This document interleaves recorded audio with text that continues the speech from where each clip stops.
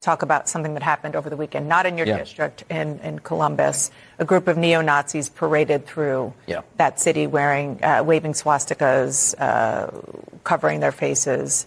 This is not the first time this sort of thing has happened in Ohio in particular, and of course it's continuing to spread.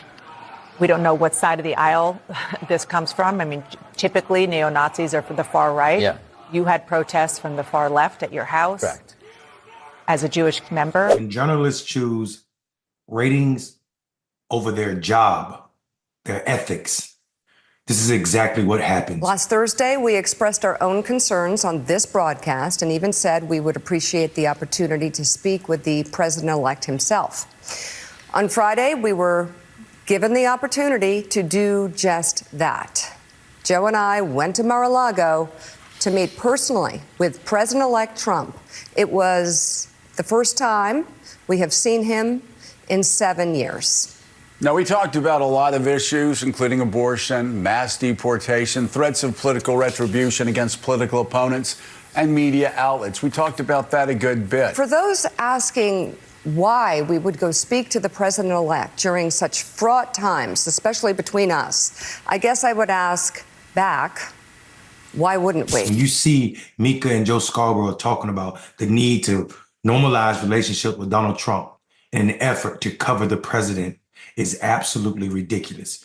As a journalist, you don't need to have a normal relationship or a relationship at all to cover the facts as it pertains to a president or anybody for that matter. We're against the opposition, and the opposition is also the fake news media. They're terrible. Awful. They're really terrible. There are many stories that are in the media that they don't have relationships with. And the fact that they're willing to pretend that they need to be at Mar-a-Lago in conversation, in community with Donald Trump in an effort to cover him is absolutely capitulating to the fact that you care more about ratings than your ethics, than morality. Donald Trump was a fascist when you said it, and he still is now. To call Trump a fascist, calling his supporters fascist.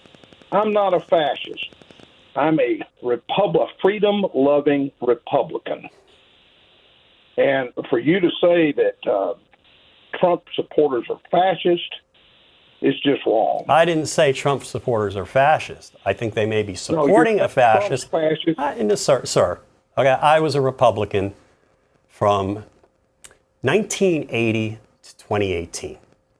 Okay? I don't want to see a Republican Party led by a fascist, but he is a fascist.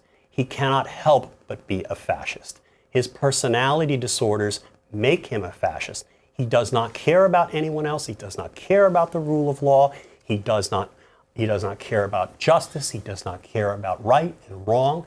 He's a criminal. He's a convicted criminal, 34 counts. He stands charged with many other counts in which I really don't think he has much of a defense. He's an adjudicated sexual abuser found by a New York City jury.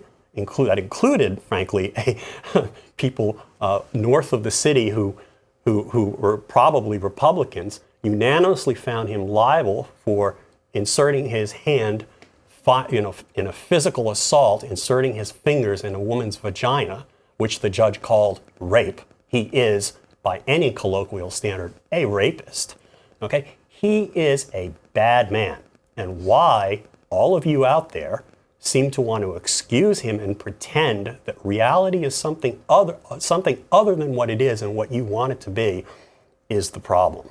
And I don't say that you're garbage because of that. I think you need to look in the mirror someday and start thinking about, is this man the man you want your children or your grandchildren to emulate? The fact that you're willing to pretend that it's not true is disgusting, not just at that show's level, but at the network level. This is further proof that mainstream media cares more about ratings and competing with Fox to win over white conservatives who voted for Trump than they do about putting facts in front of Americans. This is disgusting work, people. This country is not done better by a media that's not willing to do its job. You want to talk about a candidate running for president not sitting down with mainstream media. This is the very reason why people think you all are jokes. The idea that you will sit comfortable at Mar-a-Lago after all of the craziness that Donald Trump said about you all, your network, and all of mainstream media, just so you can ensure that sometime in his presidency, you can get an interview so you can get ratings, is disgusting behavior. Even for you, Morning Joe, Afternoon Joe, or whatever hell cup of coffee you are. This is disgusting work.